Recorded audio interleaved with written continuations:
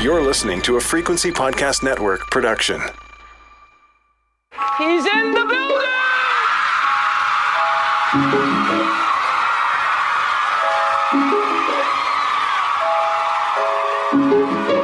Drink the moment. Drink it. I said, empty your mind. Coquettish and coy. Ow. Ow. What? And there's people that are dying. The wickedly talented. More than great. It was historic. Crack is world. Oh, good for you. I have to apologize. One of the hottest. Welcome back to The Reheat, a podcast that re-examines the hottest celebrity news and scandals of yesteryear and asks, how would we react to the same events if they'd transpired today? I'm your co-host, Sarah Sahakian. And I'm Sadaf, your other co-host. And in today's episode, we are going to talk all things Wendy Williams. She's been called the queen of all media, the Black Howard Stern, and a whole lot of very bad things, actually, because she also has no problem talking shit about literally anyone. You could even say it's her brand. But for all the controversies stacked up around her, she's also a groundbreaking force. Her talk show, The Wendy Williams Show, has been nominated for 11 Emmy Awards throughout its so far 14-year run, and she's built an empire all on her own. Sarah, when you envision Wendy Williams, what do you see? You know, I see a very chatty person with the gift of the gab. Yeah. She really will say whatever's on her mind, which is something I respect, although, you know, on occasion she says things she probably shouldn't say that are offensive or just ill-advised. But she really is one of those few celebrities who seems like she's unfiltered and authentically herself. Like, I don't know if that's just her playing the part of an authentic person extremely well, or if she really is authentic. But one reason I find her compelling is because I find that relatable. The fact that it doesn't seem like she has her walls up. Like, I really do believe that if I hung out with her over a glass of Shiraz, it would be the same person as it is on TV. It would be Shiraz. And absolutely same. I don't even feel like daytime TV would be the same without her. There's nobody else who looks like her on at that hour. And the way that she covers celebrity culture and gossip, yes, it's extremely messy and chaotic, but she also made a space for that where it didn't really exist before. Mm-hmm. So let's get to know Wendy a little bit more. A Jersey girl, she grew up always feeling like the odd one out. In her high school, she was one of 4 Black students, and she was often criticized by her mother for being overweight, with her parents weighing her every Friday. Terrible. Oh yeah, apparently they put her on her first diet when she was just 6 years old. Don't do that. But she found her place when she headed to Boston's Northeastern University and started studying radio. She hustled, going from station to station in the late 80s. Her tactic was that anytime she'd get even a minute on air, she'd deliver a heavy dose of personality. She'd gossip, she'd have quirky turns of phrase, as we know her now, and she'd make you laugh. Over time, she went from intern to part-timer to co-anchor to having her own evening radio show on 98.7 KISS FM in New York. By 1993, she was the highest-rated host in her time slot in the New York City market and received a Billboard Radio Award for R&B Major Market Radio Air Personality of the Year. As she told New York Magazine in 2005, quote, "The best thing that could have happened to me was I found that microphone." Absolutely, Wendy. She was considered a shock jock. People would drive around for the entire 4 hours of her show just to listen to her talk.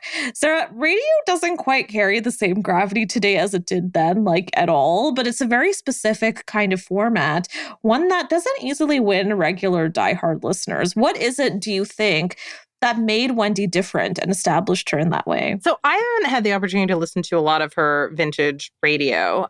But one thing that I know from her TV show is she's candid and she makes it fun, yes. Right? Like she seems like she herself is having fun, which makes it fun to listen to her and to hang out with her. Like, she is somebody that you can really easily develop a parasocial relationship with. Ooh. Because, you know, she just talks to her guests like she knows them, even when she doesn't. Like, she creates this maybe sometimes real, maybe sometimes false sense of intimacy that makes life a little bit less lonely. Like I can imagine if you're commuting, so you've got a long commute. Many people who live in the New York area do. They're often stuck in gridlock.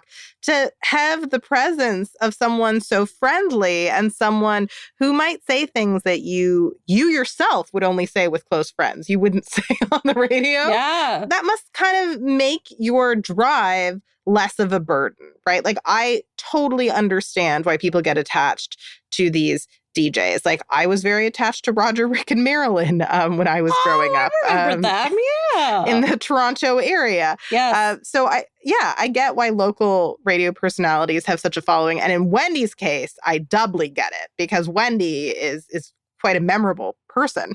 Yeah, I think you're so right. And I think when somebody opens up to you in that kind of way where they will tell you anything about their life, even though you literally do not know them, you feel like they're doing that for you.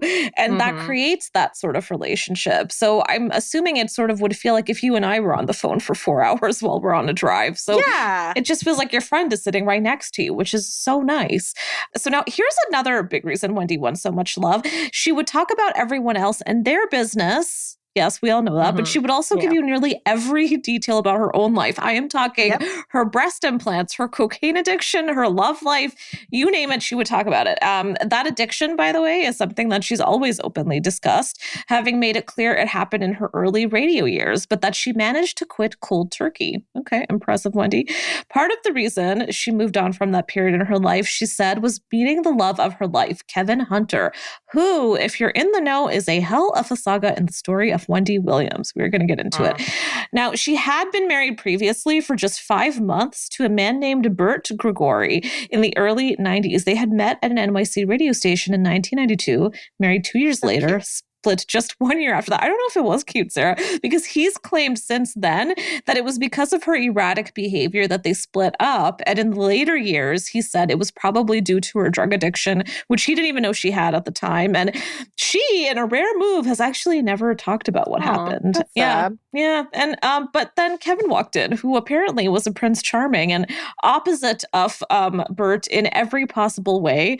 As she often said, he, quote, came from the wrong side of the tracks with only a high school education, but they worked well together. And after becoming a couple, she hired him to be her manager. After some admitted growing pains, they became a dream team. In 1999, they married, and in 2000, she gave birth to their first and only child, Kevin Jr. Very creative name. Up until this point, she had been very open about suffering multiple miscarriages, which made it all the more upsetting when she later revealed that her husband had cheated on her throughout her pregnancy. Trash. But she stayed with him regardless, and the two would remain married for nearly 25 years. In her 2013 book, Ask Wendy, she wrote, quote, our relationship has been through hard times. I put up with a lot during my pregnancy, a lot. But it's a relationship that is worth fighting for, and I can only see that now because I've been through the fire. In this book, just FYI, a page doesn't go by where she isn't absolutely raving about Kevin Sr., how smart, interesting, and protective of her he was. It's a tough pill to swallow, but it made her incredibly relatable and even more beloved the more she discussed it on air. So after a brief stint in Philadelphia, where Wendy again struck ratings gold, in 2001, the couple would return to New York to WBLS, where she started the Wendy Williams Experience, which became syndicated practically all over the country. She'd ask rappers about their side pieces and singers about their nose jobs. People would often call in asking for personal advice, with one particular type being the most common, and Wendy often suggesting, and this is a real quote, he doesn't want you, he's lying to you, get your child support and go. You have to learn how to say it like you mean it. And part of how you do that, you start with the finger, you flare the nostrils a little bit. Look, let me tell you something right now. Next time you ring my phone, I'm ringing your girl. And I mean that. I don't want to have sex with you anymore. It all resulted in a lot of backlash, but also a lot of returning listeners. Finally, in 2008, she would launch her daytime talk show, The Wendy Williams Show, and a year later would be inducted into the National Radio Hall of Fame. Sarah, is it a wise idea to make your cheating husband your manager? No, but a lot of smart, accomplished women do things like this. Yeah. And I mean, cheating on your pregnant wife who has had a series of miscarriages is particularly gross. Like, listen, it's actually quite common for men to cheat on their pregnant wives. I'm not excusing it. It's actually pretty common. There are a lot of reasons why it happens that I don't have time to get into now. But in terms of cheating, that's one of the more common times for people to cheat. It doesn't make it okay. Upsetting. It doesn't make it an excuse. I do think it is possible to get over that if your partner wants to do the work. Like, you can try to make it work, but it's not wise to have him be too central to your business. Yeah, I have a complicated theory on this. I feel like if you're working together and then you meet this person, that's fine. Totally shit where you meet. But if you're already together and then you want to be in business together, don't do that. Don't go backwards. No. I don't know. I think it's complicated to work with family, and then especially somebody who you're romantically involved with. I don't know. It makes me uncomfortable just to think about it. I also feel like Kevin Sr. should have thought about the fact that Wendy is a very public personality and she's going to air this out on radio for everyone to hear. But maybe he wanted that. Everyone makes mistakes. Wendy, I get it. Well, I do want to say, I do think she put him on a god pedestal and just felt like he could do it all. And here's the thing, though. They did do a fucking amazing job together with the show. I don't have to tell anybody how big a hit the Wendy Williams show has become. It's been nominated for 11 Emmys, including Best Host multiple times. To date, the show pulls in over 1.6 million viewers. That's really big in 2022. Yeah. And that's mainly women ages 25 to 54. Her main competitor is none other than Ellen DeGeneres. That's impressive. Her Hot Topic segment is the most popular. During it, she runs through the day's entertainment news, tearing any given celebrity apart. In a 2008 New York Times article, our favorite reporter, and I say that with a lot of sarcasm, Alessandra Stanley, evil woman, called Wendy, quote, a real-life scandal monger, the kind of beauty salon savant who wishes famous people the worst. She can be startlingly mean-spirited. Ew! Yeah, there are some racial undertones to that quote. Yeah. But I do like one thing Alessandra says in this piece, and she says that Wendy gave birth to the, quote, back talk show. That's true. I love that. I love that. But it's not all stuff we can defend when it comes to Wendy, unfortunately. Here's the thing. When she puts her foot in it, she really puts her foot in it. And it's a very big foot.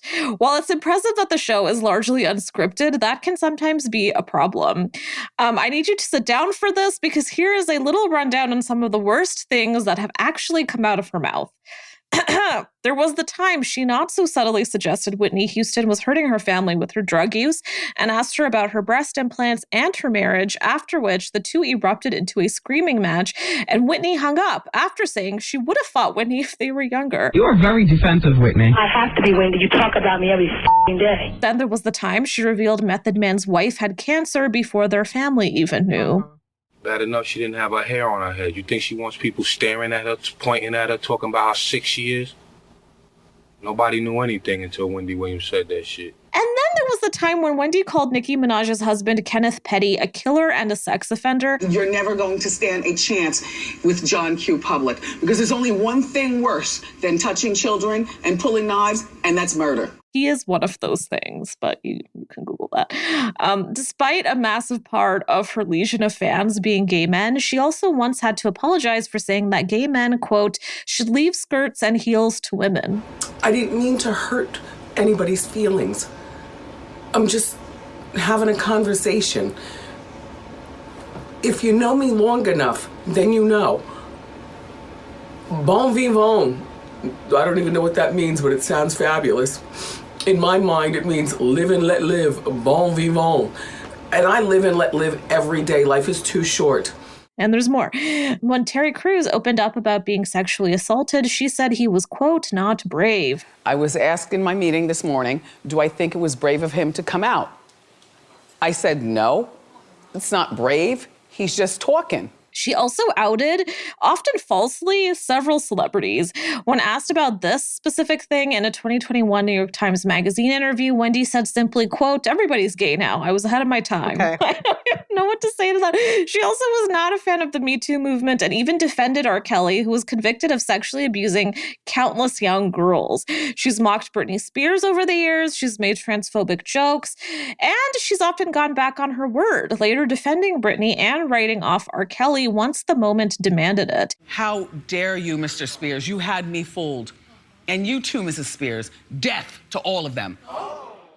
She is, in a word, messy, and has said she's been mailed bullets and dead fish by her haters. Here's a clip of her talking about her reputation on YouTube series Beauty with DM. The publicists weren't even looking at me. I was this loudmouth Black girl who talked about the celebrities, not with celebrities. And so in order for our show to stay on TV, we had to make a choice. And my choice was, let's make Hot Topics longer.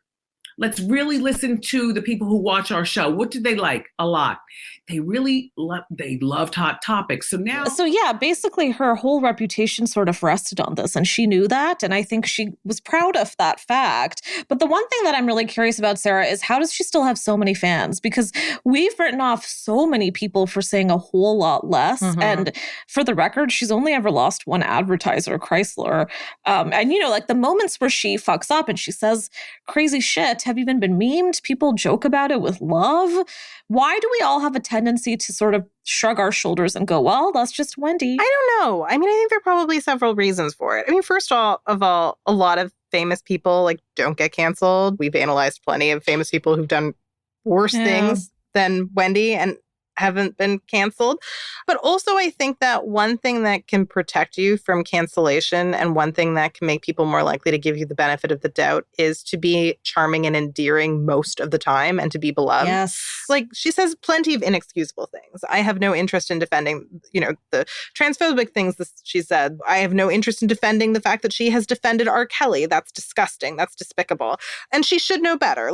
You also get the impression that this person probably does know better. Yeah. And also, I hate to say this, but America's in the middle of a culture war. So there are probably some people who watch this show who actually believe what she's saying and are Wendy's the only one who says it like it is. There are definitely fans who probably have to overlook what she's saying when she is hateful, but there are probably some fans who come for that and think that it's quote unquote real talk. I do think your Howard Stern comparison is right on the money because people watch Howard because they want him to offend people, including themselves sometimes. Sometimes people want to be shocked by him.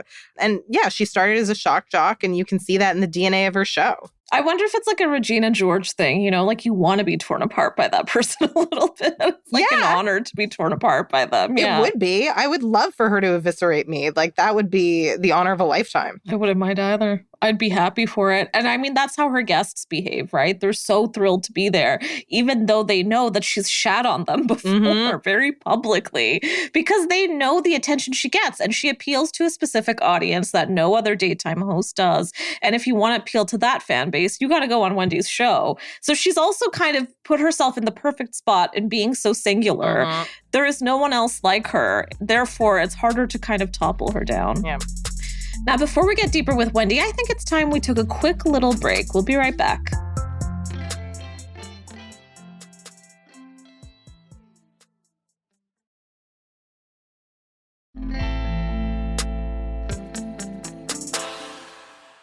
Despite all of that offensive shit that Wendy has said, she has gone on to become more than just her daytime show. She's appeared on drama series, movies, she's hosted reality shows. She's even graced the floor of Dancing with the Stars and The Masked Singer, which I personally believe she and we probably could have done without, but here we are.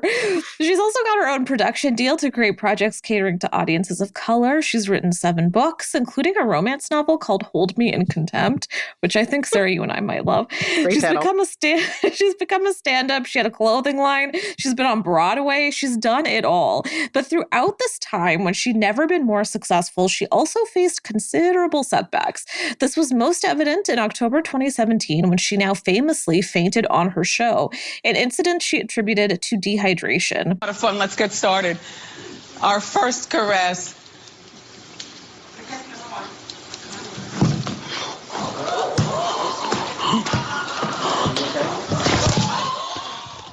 Months later, she revealed that she has Graves' disease, an autoimmune issue that can cause hyperthyroidism, which she'd been living with for 2 decades. Soon after, she took a brief hiatus from the show. Here's a clip of her discussing this with People magazine at the time. We take care of everybody but ourselves, and it's really unfortunate. And that is something that has no socioeconomic thing to it. No matter what the woman's status is, it seems like we're all in the same boat. We take put care ourselves of last. Yeah. I'm not doing that anymore, Amy. That's good. No, Wendy first. In hindsight, that's a key moment in Wendy's life and career where she declared she was putting herself before the show, finally, because we know this is somebody who has always made their career number one. But after that incident, she fractured her shoulder in December 2018 and was also heard slurring her words on air. She went on another hiatus after that, repeatedly extending her time off air, leading to rumors about her health. She had hosts fill in for her for those 2 months, eventually returning in March when she dropped a very big bomb, sharing that she had been living in a sober house. Since then, she said she had not relapsed, but that she did now have a 24-hour sober coach. Needless to say, many speculated that she had indeed relapsed or that she was maybe struggling with alcoholism.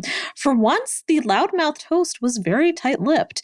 But 1 month later, in April 2019, all would become clear when Wendy would file for divorce from Kevin Sr. This is like hell freezing over for Wendy. 1 week later, she would fire him as executive producer of The Wendy Williams Show and obviously as her manager. So what happened? A whole lot. A New Yorker article that came out 1 month later alleged he had a longtime girlfriend on the side. Ugh. Not only that, but that everyone on set knew and were exhaustedly trying to hide the truth from her. On top of that, Wendy's showrunner, David Perler, shared that Kevin Sr. would often push her to dress sexier for the show, even as it went against her image, and that he would also discourage her from socializing with anyone on the crew or creative team apart from himself. An anonymous staffer even described him as a, quote, horrific force who would disrupt meetings and berate people. They said, quote, I think she didn't have any life outside of him and he controlled her completely. Soon enough, Wendy herself would reveal the toughest piece to all this. Brace yourselves. She revealed that Kevin had indeed cheated on her and that she knew and had even hired a private investigator to confirm it all, and that he'd also had a child with the woman. Wendy's one deal breaker. I mean, who knew she had one? But there we are. They even owned a home together. And one night, Wendy went and sprayed, quote, Kevin plus Wendy forever on the garage door. Oh, wow. Here she is discussing all of this on The View in 2021. You know, infidelity is one thing. A full baby is a whole nother topic. Okay. Yeah. I mean, you said in the New York Times Magazine, I'm a very forgiving person, but there's one thing I could never be a part of, and that one thing happened. Mm-hmm. Oh, wow. And that was it. Yeah. The baby did it. A baby. Mm-hmm. I'm not changing Pampers. I want to be pampered. Yeah. Get out of here. Now, she's raved about Kevin for their entire 25 years together. I'm going to keep stressing that number because it's a big one. But it seems things obviously were not at all that rosy. I mean, he does not sound like an easy man to live with. So, Sarah, what I'm wondering is, why would you try to project this perfect image when you know your fans love you because you're not perfect? And, you know, was she projecting an image on purpose, or was she really in denial and just couldn't see what was really going on? I don't know the situation well enough to say conclusively, but my instinct, which is a very healthy instinct, Sarah, I trust it. Just my own instincts, is that she genuinely believed this myth she created about her marriage. Really? Like, she genuinely bought into the idea that he was amazing, and that they'd had hard times, but that he was worth it. Like, I don't think she thought her marriage was perfect, but I think she thought he was worth the struggle. Like, I think she bought into this cult of personality he seemed to create around himself. And it looks like, from what you've told me, that a lot of their colleagues did not buy into it. But for whatever reason, he was an expert at manipulating her. He'd spent years with her, and he just knew how to, I guess, push her buttons when he needed to. He knew how to get her back on side when he needed to. Like, he sounds, I don't want to armchair diagnose someone, but he sounds like a narcissist. This sounds like a classic abusive relationship where you're being abused by a narcissist, and they love bomb you sometimes, and then other times they criticize you and make you want their approval. Like, this is what it sounds like to me. And oftentimes people in those relationships really do buy into the idea that, like, that person is God and no one else is as good as they are, because that narcissist perpetuates that belief and cultivates that belief in, you know, the person that they're with, in their partner. I think you make a really good point, because when she would talk about him, it wasn't as if she wasn't totally not acknowledging that he had a sort of intense temperament. Mm-hmm. The way she would talk about it over the years, though, was that that's what she really loved about him. She loved that he would call her out on her shit. She loved that he was so defensive and protective of her. That's the word that she would use. But I do at the same time feel like she was aware that it was a shit show, because here she is, somebody who was always sharing every fucking thing, that some stuff we didn't even want to know. And now it comes to this, and it's hard to kind of piece together the timeline even, because she's obviously leaving details out. How do you go from 25 years of a perfect, flawless relationship to all of a sudden, oh shit, he not only cheated on me, he's living with her, and now he had a baby with her? Full on secret family shit. Wendy. Like full on secret family. That is next level. Like they own property together. That's also next level. Even if it was just that they bought a house together, that is like you've built a life with someone.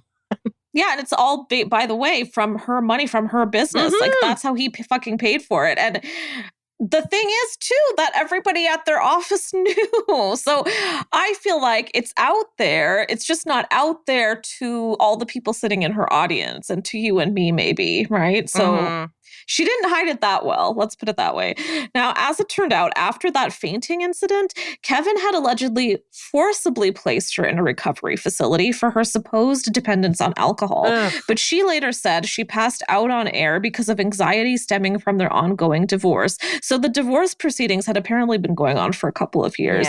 She also clarified that she went to the sober house to get peace from the situation with Kevin, but has said at other times that it was a compromise with him, as he insisted she needed help. She's always kind of wavered between the two. It's kind of tough to tell what actually happened there. But one thing she said she liked about the sober house is that they took away her phone and they kept her away from all kinds of substances, which made it easier for her to deal with what was going on, which, you know, is a pretty interesting way to process something like an infidelity. Like, she makes it sound appealing to go to a sober house to process your shit. She also shared around that same time that she had been diagnosed with lymphedema, which causes swelling in the legs and ankles. As with everything, she marched on, speaking on each of these difficult moments as if they were minor casual incidents and with a lot of humor. But in late 2020, her mother, whom she had become incredibly close to, died, and things started to unravel yet again. She had spacey moments on the show where she seemed to forget her place or pause strangely. She also had a public feud with her brother over her mother's funeral, an attempt to control the narrative in 2021. At age 56, Wendy came out with two admittedly fun must-sees, including a self-produced Lifetime biopic called Wendy Williams, the movie, which follows her rise in divorce and ends with her having full control over her professional and personal life, not unlike real life, obviously.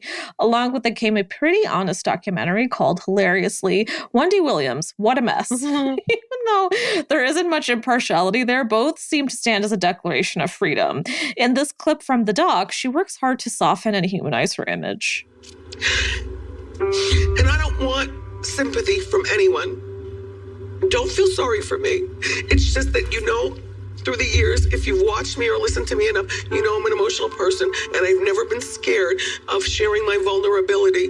But I think that my vulnerability is, in a way, maybe an inspiration to somebody.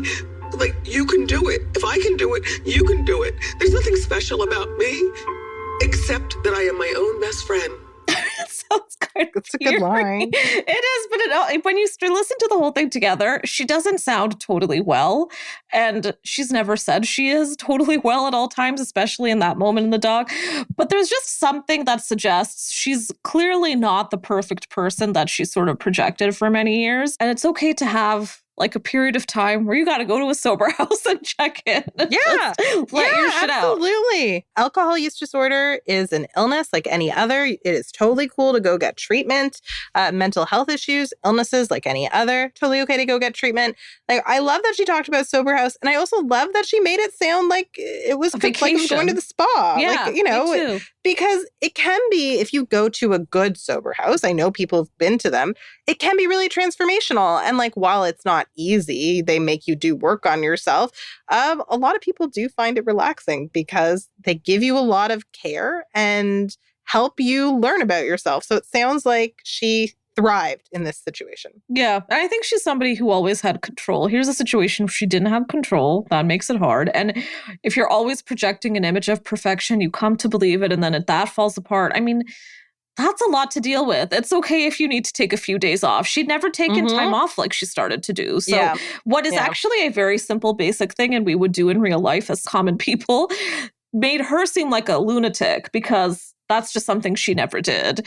Well, wait a second. So what do you think, where does Kevin sit on the scale of shitty celebrity spouses? Because we've covered fucking Tiger Woods. Like, it gets pretty rough. I don't know. Like, I don't know enough about Kevin. Like, I researched an entire episode on Tiger Woods, so I have an easier time empathizing with him. Like, I truly believe he has a sex addiction. And he and his ex-wife are now getting along as co-parents, right? Like, I think on some level she's forgiven him, which makes it much easier for me to forgive him.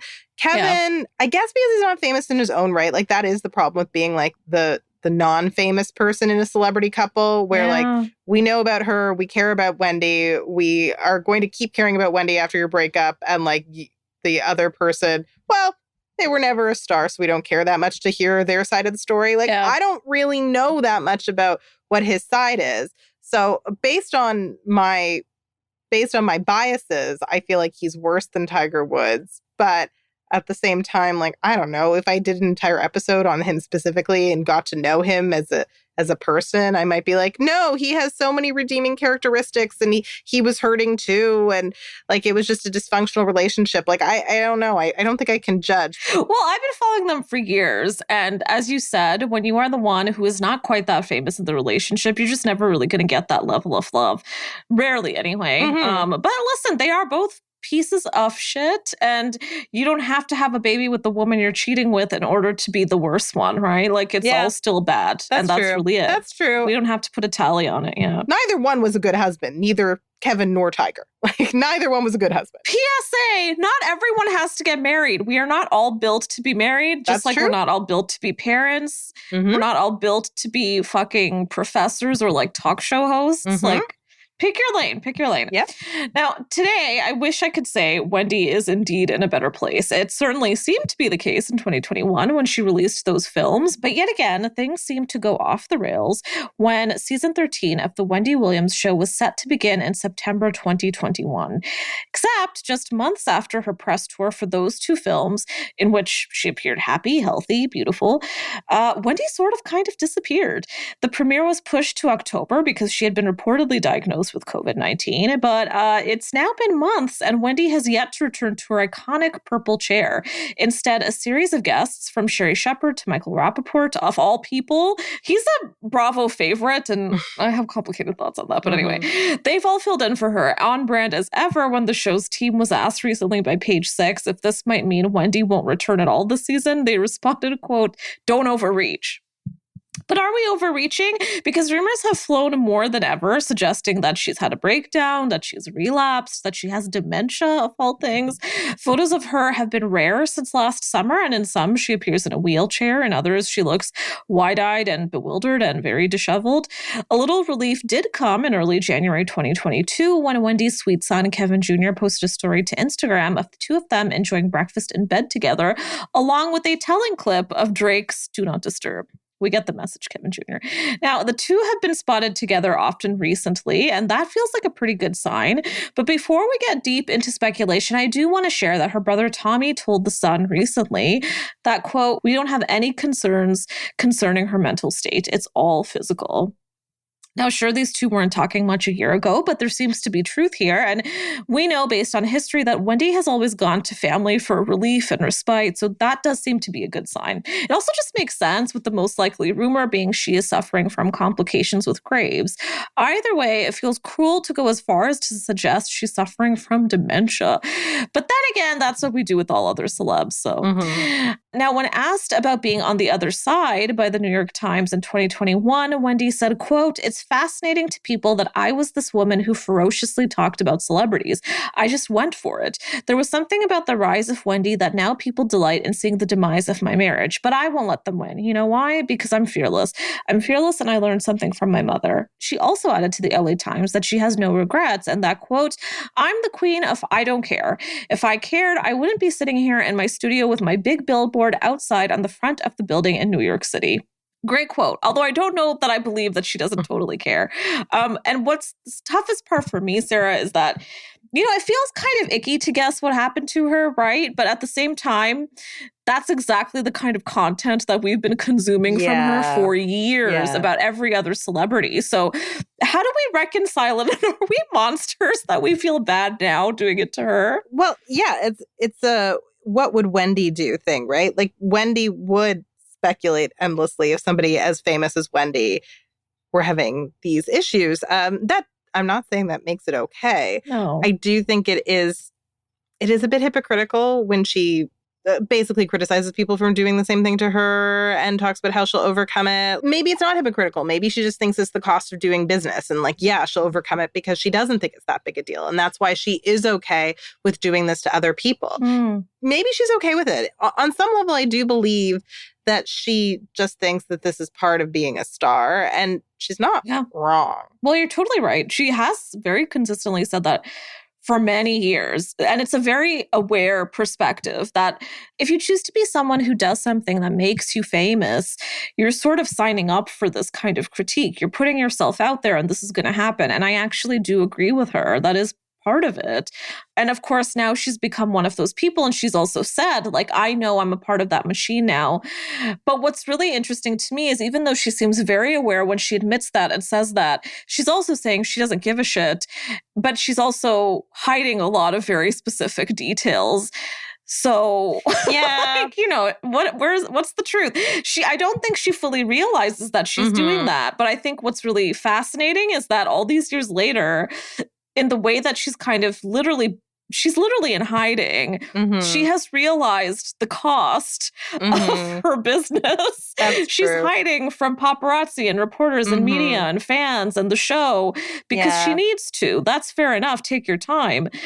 But she's not that person anymore who will fill us in on everything because now it's gone too far. And I think there's a real interesting irony to that. Yeah, no, you're right. You're absolutely right. Like there is, at this point, she's reached her breaking point. And listen, I think it can be very easy to reach your breaking point with fame. So I don't judge people for not having the thick skin to withstand, you know, speculation about their health issues. But you're like, you know, when we think back to some of the things she said about even people who weren't famous, like vulnerable people, like, you know, how she defended R. Kelly, knowing that his victims would see that. Like, you sort of think to yourself, well, it's a little bit convenient now to get, I don't even know what the right word is, but to get protective of yourself when you have not afforded that same protection to some people who aren't even choosing to be famous. Here's what I will say. If someone asks her a question, she will answer it.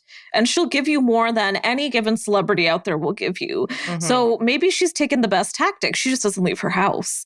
Like, she literally has not been seen. It's very rare she's outside. The woman has not been in the sun. It is COVID. That is what you're supposed to do during COVID. You're totally right. And I think she's pretty cozy at home having breakfast in bed with Kevin Jr. That sounds lovely. I think she's handling this in a way that actually bizarrely kind of does align with everything that she said. And the thing that I wish that we could get more of is what's happening inside her head when she thinks about the way she's had to deal with this now and the way she's put other people through this shit in the past.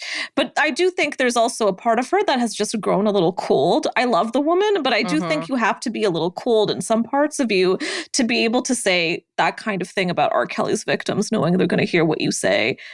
That's just the fact of the matter. Yeah. Now, this brings us to our final segment. Hindsight is 2022, where we choose the one moment that we might have handled differently if we were the subject of this story.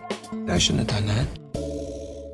Sarah, what would that be for you? I think for Wendy, it's hard to pick an isolated moment, but I think that Wendy is at her best when she's punching up or punching across. Across? Well, I mean, punching, people who are as famous as her, right? Like, I'm okay with her gossiping about those people or spreading her hot takes about people who have as much power or more. But she really needed to, I think, have a conversation with herself about, her power and why you shouldn't go after people who have less of it than you do. Like, as we said, R. Kelly's victims, but also Britney Spears, who was under a conservatorship and so basically didn't have any autonomy. I mean, yes, has made a fortune, is world famous, but it was a marginalized person for such a long time. Yeah. And the transgender community, all sorts of people that she went after who on a daily basis experience so much discrimination. And I know that Wendy has done a lot of good for the Black community, and she's trying to create new projects that really actually give opportunities for people of color to, participate in them. And that's great. And she's definitely, as a woman and a Black woman, experienced discrimination. Yeah. But once you have this platform and you have all these fans, I just think that she could stop punching down, right? Like, I understand she started as a shock jock and like that's how you make your name. But once you're on TV, do you have to keep doing that? Especially when most people come for the celebrity gossip. They don't come for the snarky comments about people who aren't famous. Yeah. I also think Howard Stern is not someone to look up to for anyone. No. She's always said she has 3 people she looks up to: Howard, Oprah, and her mom. Why don't we shift some of that over to Oprah, Put less of it on fucking Howard Stern. That just makes no sense to me. Now, for me, I wish Kevin Sr. had left Wendy years ago and found someone else to leech off. That's it. That's all for me. He's a blemish on her life, and while she might be okay reminding us he's not all that bad, minus all the cheating, I would like him redacted from all our minds, all of her novels, just everything. I would also just like to say to Wendy herself, because I'm sure she's listening, that we can't wait to have your problematic ass back in that chair. As an outspoken Black woman on daytime television, there is no one like Wendy. And whether you like to admit it or not, she's opened doors for so many people, like you just said, Sarah, and that's always going to be the case. Even the reheat wouldn't be quite what it is if she hadn't made the space for messy gossips like us. Yeah. So here's some final words from Wendy herself from Watch What Happens Live in 2019. Like, honestly, it's me against the world to take care of my son and myself. And I'm fearless. Come one, come all to my Halloween ball. That brings us to the end of this episode. Now, if you want to hear more from me, you can find me on Twitter at _Sadaf Hassan. Sarah, where can our listeners find you? Listeners can find me at Sarah Sahagian. And if you liked this podcast, please rate, review, and subscribe so other listeners can find us too. Thanks for listening. So here's the thing. A lot has gone down since we originally recorded this episode, so let me bring you, our listeners, up to speed. The latest we know when it comes to Wendy is that recently her bank, Wells Fargo, froze her accounts and requested a hearing to determine if she's an incapacitated person and needs guardianship. She finally made a press statement denying allegations about her health. Just before this, it was announced that the hilarious Sherri Shepherd, who God knows deserves her due, will be getting a very similar talk show of her own on the same network in the same time slot, and just to make matters a little bit salty, the same format. Before, it was suggested she would simply be a long-term replacement, but that's now looking a little more permanent. In late February, Wendy's publicist made a statement saying, quote, "It's been a challenging time for Wendy as she deals with her health issues. She is grateful to production company Debmar Mercury, to Sherri, and everybody else who has supported the show through this time. She, more than anyone, understands the reality of syndicated television. You can't go to the marketplace and sell a show that's the Maybe Wendy show." Ouch. Now, the company said they'd be down to have her back on TV when she's up to it, but in her own statement on Instagram, Wendy said she had not authorized her publicist to make statements on her behalf. Messy as usual. Now, what we do know is Sherri may be the new Wendy and may also be less mean, which seems to be the reason so many are not discussing how unusual it is that Wendy has essentially, disappeared. Her groundbreaking show quietly taken off the air. I really hope we begin to talk more about her legacy. Just because she's never been the kindest doesn't mean we shouldn't be cheering the return of someone who helped define daytime TV. We miss you, Wendy.